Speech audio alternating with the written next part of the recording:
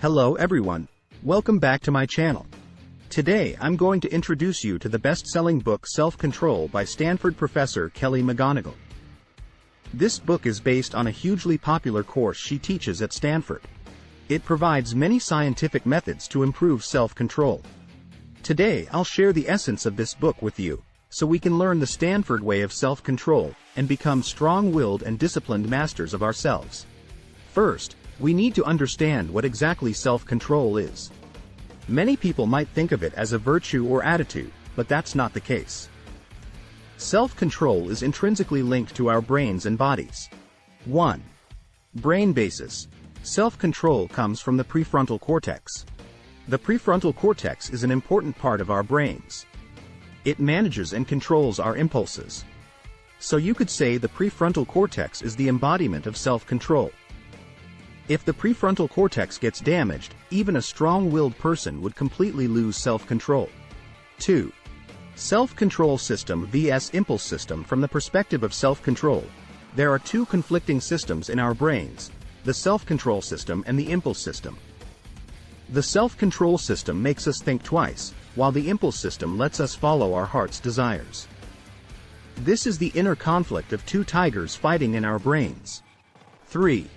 Heart rate variability. Measurement of self-control.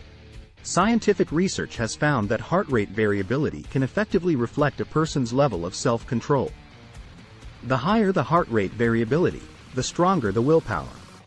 In other words, people with strong self-control can adjust their heart rates and calm impulses faster. In summary, self-control is not an abstract quality, but an ability directly linked to our brains and bodies. It consists of the physiological activities of the prefrontal cortex, emerges from the struggle between the self-control system and the impulse system, and can be measured by heart rate variability. So can our self-control be easily weakened? The answer is yes.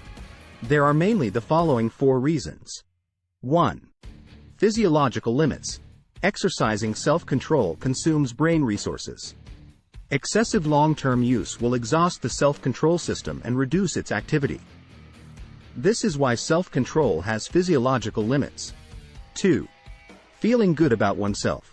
After doing good deeds and obtaining positive labels, people easily become complacent and think they can indulge in some bad deeds. This nobleness leads to decadence. Psychological phenomenon also weakens self-control. 3. Feeling bad about oneself. Negative emotions also damage self-control. Because the brain will comfort us like soothing a child, making us seek things that provide positive feelings. 4. Group influence. Our mirror neurons unconsciously make us mimic others. So when people around lose control, we become more likely to lose control too. See, our self-control can easily be weakened unconsciously in life. So we must stay vigilant at all times and not let these threats secretly sap our willpower. After learning about the weakening factors, we also have targeted training methods. The Stanford professor has summarized 5 scientific ways to enhance self-control for us. 1. Strengthen body and mind. Ensure physical health, train the prefrontal cortex and heart rate variability. Sleep, meditation and exercise are all very effective. 2. Remove morality. Don't label things as good or bad. Treat self-control as a responsibility rather than doing good. 3. Self-forgiveness. Don't blame yourself after failure. Forgive yourself with tolerance, and reawaken self-control. 4. Master impulses. Face impulses directly, observe your own feelings, and then act according to goals. 5. Make friends.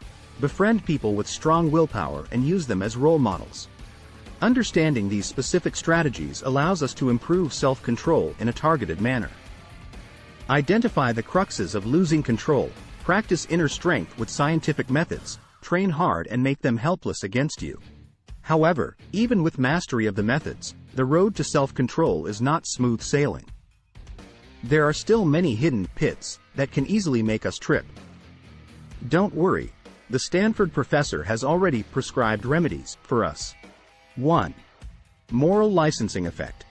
Beware of becoming complacent after successful self-control, thinking you can indulge a bit. Solution. Remove morality. Self-control is a responsibility, not a good deed. 2. Temptation of the reward system. Dopamine makes us addicted to pleasure and lose self-restraint. Solution. See through empty promises, think long-term. 3. Disconnection between present and future. Current small comforts eclipse huge future rewards. Solution. Connect the present and the future to motivate self-control. C. As long as we recognize these pitfalls, we can avoid potential problems and prevent self-control failures in advance. Finally, to become self-control masters, we need to grasp one ultimate technique. That is, let go of self, face inner desires directly. Forced self-control often increases desires like a rebound ball. To control oneself, one must first accept their impulses. Because accepting impulses doesn't equal indulging them, we can still control our behaviors. Specifically, we need to 1. Accept the fact that we have impulses. 2. Don't avoid or argue with impulses. 3. Realize that impulses arise beyond our control. 4. Remind yourself to adhere to goals and control behaviors. This way, we can gratify our hearts without losing control. Going with the flow ultimately leads to harmony of body and mind. That concludes today's content. Moderation is not suffering. The joy brought by self-discipline far exceeds indulgence.